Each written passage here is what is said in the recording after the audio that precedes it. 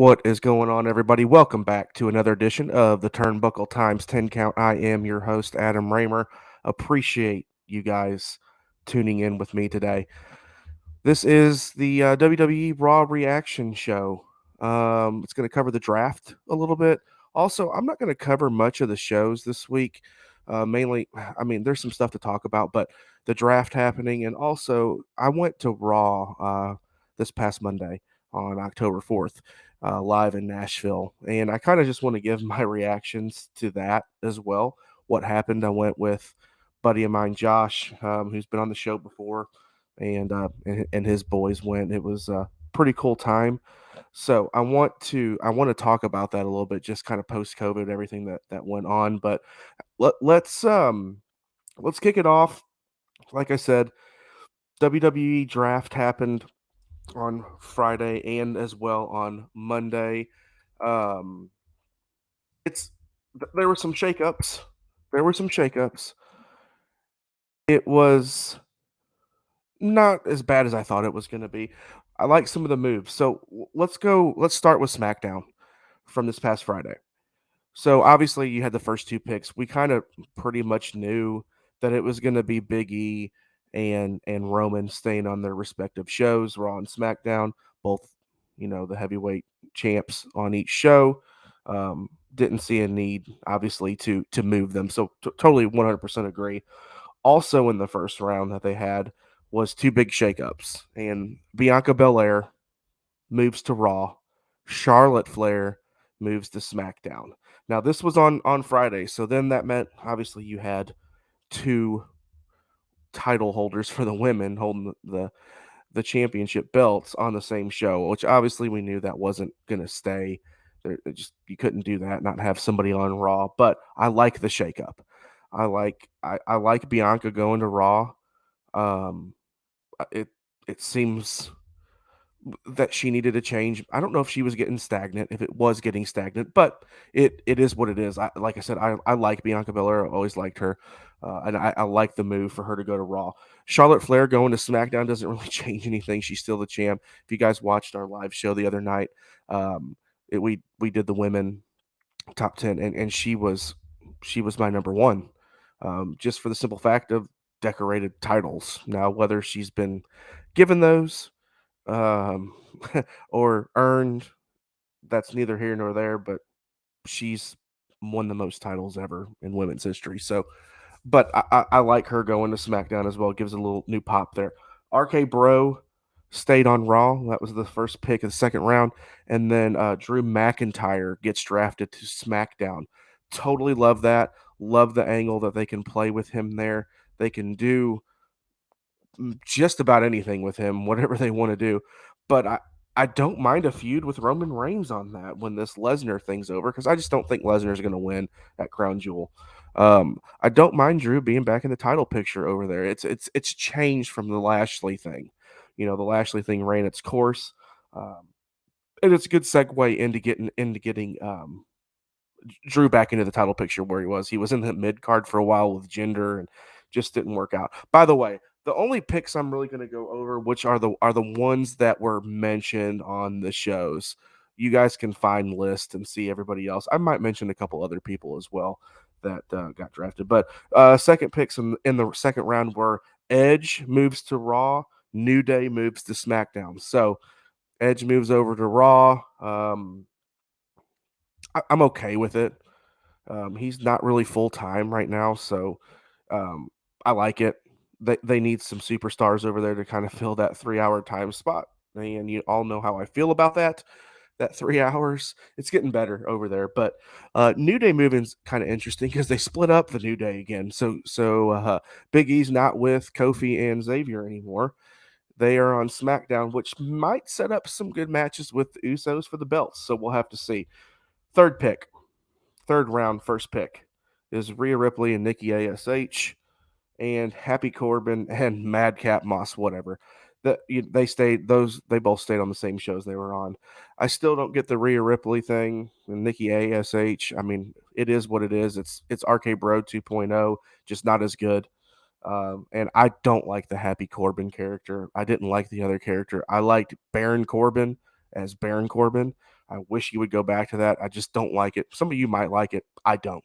I just don't like it. So I don't care if he's on SmackDown or Raw, but I just don't like the fact that that character that he plays now. So the second picks of the third round was Keith Lee stays on Raw, which he's working dark matches right now. He's not really up on the main roster. It is what it is. Um, but here's an interesting pick. They picked Hit Row for SmackDown. And if any of you watch NXT, I don't watch a lot of NXT, but I know who they are. And it's a great pick for SmackDown. It's a faction, which Vince doesn't really like factions. I guess it's a faction. It is. It's more than a tag team. But it's something to percolate on what SmackDown has right now. And it might be a feud for the bloodline, possibly. With me saying that, and I'll tell you why. Because fourth round picks, Ray and Dominic move over to Raw, which is fine. I think they're getting ready to turn Dominic heel and put a mask on him, probably. It is what it is with them. But Naomi moves to SmackDown. And I've said this before. I think Naomi's going to join the Bloodline. I think there's plenty of things out there that are stating this. Naomi's going to join the Bloodline, make it a faction. With Hit Row moving up, they have women, they have a woman, they have guys. Could be a faction versus faction kind of thing going on. I know Vince hates it, but it works. It's worked with DX. It works with Evolution. NW, all that stuff. It works, even though he hates it. And the last picks, I'm not Austin Theory to Raw, whatever. I mean, it is what it is with him. I think he's talented. Jeff Hardy moves to SmackDown in that pick too. So it was cool that Jeff Hardy, everybody loves Jeff Hardy. Austin Theory's Austin Theory. We'll see what he can do. He kind of moved up at one time to Raw, I think, before, and they shipped him back down. He was only there for a couple of weeks and shipped him back down to NXT. So that was your first night on SmackDown, your draft picks. Now, draft picks on Monday night, where I was in Nashville, Tennessee. By the way, Bridgestone Arena was popping. It was pretty cool. I haven't been to an event in a long, long time. And I'll go through these picks and then I'll kind of give my thoughts on what happened. The draft was a little bit longer on this. So first pick, obviously Becky Lynch and the Usos. So the Usos do stay on SmackDown, which sets up the bloodline. Like I said, Naomi's there. I think it sets up that faction well. Becky Lynch moves to Raw. Here's my question. Becky Lynch is the SmackDown champion, women's champion, and Charlotte Flair is the Raw women's champion, but they're on vice versa shows. I don't know what they're going to do. It's weird. I don't know if that you can't just swap titles. They got this queen of the ring, queen's tournament coming up that's starting. So maybe they're going to do something with that. Not 100% sure. I just don't know. So the only thing I can see is Crown Jewel is that Becky is fighting Bianca and Sasha, and maybe Bianca takes it. I don't know, guys. I don't know what's going to happen with the belts. Also in that, Bobby Lashley stays on Raw. Sasha Banks stays on SmackDown. Totally fine with both of those. I actually didn't mind if Bobby would have moved to SmackDown, but I didn't see it coming. So Seth Rollins stays on Raw, or moves to Raw, which we kind of thought, Becky's on Raw. They're going to move Seth. They're not going to split them up on shows. So like it's new angles. It's Edge moved over there too, so I don't know if they're going to continue that feud. But and then Nakamura and Rick Boogs stayed on SmackDown. Had to stay on SmackDown. Josh and Steven pointed this out that he wasn't going to move solely for the reason of Pat McAfee. And Pat McAfee does, if you guys have watched, Pat McAfee's freaking hilarious when Boogs and Nakamura come out. He's up on the freaking announcer's table, dancing, playing an air guitar. It's funny as shit to watch. So next picks were Damian Priest stays on Raw. Sheamus moves to SmackDown. Freaking love it. Love Sheamus going to SmackDown. Sets up for some good stuff. Third round. The first picks of the third round were AJ Styles and Omos stay. I still don't like this tag team. AJ needs a split, start fighting for titles. Shayna Basler moves to SmackDown. I don't know what to think because she's kind of been on a tear on Raw, but she's obviously gone from Nia now because Nia is one of those that didn't get drafted, but she is on Raw. So um, Kevin Owens moves to Raw. I called this. I think it's going to be good for him. I actually think Kevin Owens, when his contract is up, he's going to be leaving. I don't see him staying anymore. Poor him. On Monday night, if you watched, he had a 10-second feud with frickin' Tozawa. I mean, it's pointless right now with what they're doing with him, but maybe they'll get him involved at Raw a little bit. Zia Lee moves up from SmackDown or from NXT to SmackDown. Freaking love it. She's great. Her kicks are insane. She's got a great in-ring ability, and I think she'll be challenging for titles soon. A little bit of a shakeup in the fourth round. Street Profits moved to Raw, which we knew that was probably going to happen again because Bianca moved to Raw and Montez Ford and Bianca are married in real life, so not splitting them up. But I like the fact that they're over there. Could be a cool little feud with RK Bro. And the Viking Raiders moved to SmackDown. Like that too.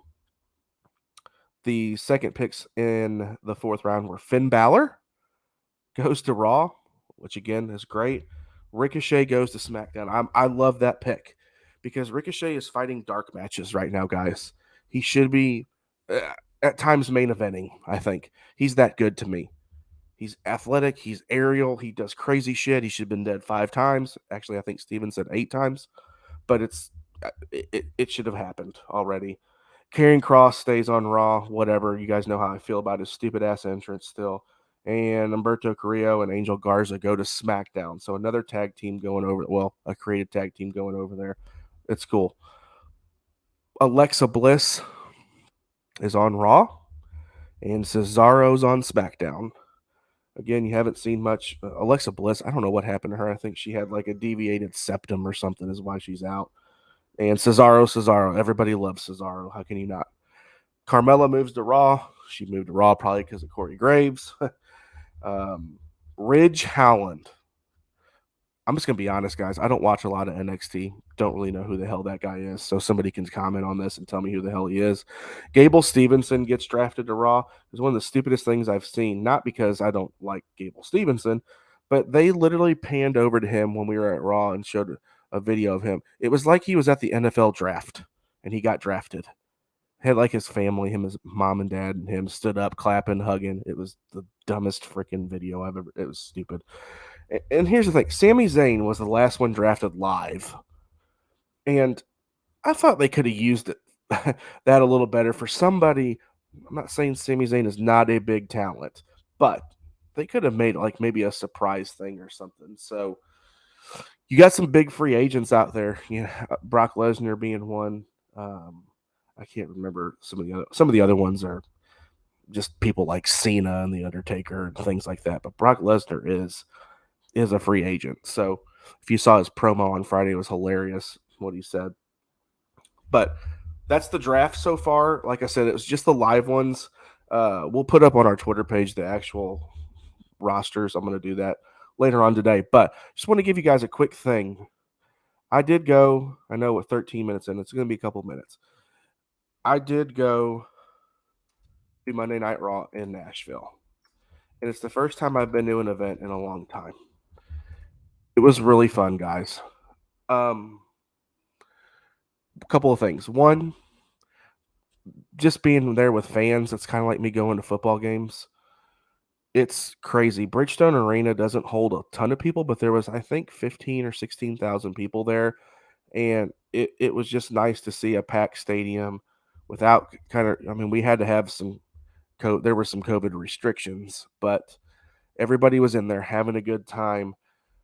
It was just cool to be inside there doing something post COVID. So, but a couple of takeaways. One, the pyro is freaking loud as shit. It scared the hell out of me. The very first match, I think, was Hardy. This pyro scared the shit out of me. About dropped my beer. Two, beer is expensive. It was $14 a tall boy, and I had 4 or 5. So my bank account didn't I paid more for beer and then I did my ticket. And I had great seats. We are actually on TV, by the way, me and Josh and his kids. When they cut to the country music singer Hardy, we are right behind them. You'll see me. I'm in my black Roman Reigns shirt. I got my arm up in the air. It's pretty cool. We are on TV. So, 3, that ring I didn't realize how many times they changed the ring apron, but they do. They change it like 5 or 6 times that night during commercial breaks. 4, the ring is really freaking loud when they hit. It's so much louder than it is when you guys are seeing it on TV. So, just the overall atmosphere, everything, the freaking entrance screen is huge now. We had really good seats. We were 4 or 5 rows up from the floor. So we were really close. And we were not camera side. We were everybody that came out was facing us, so they were facing camera side, but they were looking at us. So we got some really cool pictures. It was really fun to go an event. I know it's Raw, it's long. The dark match was really good. It was Seth Rollins and the Usos versus Drew and RK Bro, and it was funny, dude. It was just they weren't serious. Rollins did the freaking Superman punch, tried to do the freaking spear, and it didn't work out. But they come up, all of them were outside the ring, just taking selfies with everybody. It's really cool to actually see that, like not during the scripted part of the show, but those guys just being normal people. It was really cool to see. And again, like I said, just the general idea of seeing wrestling fans, and this is everywhere. This goes with all sports now, seeing excuse me, everybody back. But I haven't been to a wrestling event since it's been like 8 years. And I went to Birmingham, Alabama. It was either Birmingham or Huntsville. I can't remember. It was one of those two. And saw Raw, Monday Night Raw. I was on the floor that night. It was really cool. But it doesn't compare to what the setup is for Raw now, or WWE in general. But the other cool thing was we probably wouldn't ever see that again in Nashville unless they had a pay-per-view, because it was draft night and there was so many different people there that you wouldn't see if it was just a normal Raw house show, regular Monday Night Raw. It was cool to see other people there. We had Goldberg come in. There was, the Street Profits came out. They had little tidbit. The Usos came out. They're on SmackDown. You know, Charlotte was there wrestling Bianca. That was the main event on Raw, which was really good. Um, it was just a very cool experience. Went with my buddy and his kids, and would definitely 100% do it again. If you have the chance to go, I would highly recommend it. Um, it's just fun, and it's a totally different atmosphere. Obviously, you don't hear any announcing during the commercial breaks and things like that. They do some pretty cool things, like throw up your signs. They do who has the best sign thing, and one was who do your best Hulk Hogan, and it's just really cool. And then there's a ton of dark matches. There's 3 matches before Raw started, and then the one main event dark match after Raw was over, which was really cool. Keith Lee was on the opening match versus Drew Gulak. I couldn't believe it. So please, WWE, get Keith Lee back on the main roster. But anyway, that's it. Normally it's a 10 count. It was more of a 20 count with the draft and just personal things that I thought was awesome at the live show. So before we leave, I always hit you guys, please go review, share this, subscribe. We appreciate you guys so much. You have no idea how much we appreciate you. Anybody that listens and subscribes to this, send us in your comments. Steven and I will be back on Thursday night with our live show. We still don't know what we're doing yet. We're going to put a tweet out tomorrow about what we're doing. But again, we appreciate you guys. We will see you on Thursday night.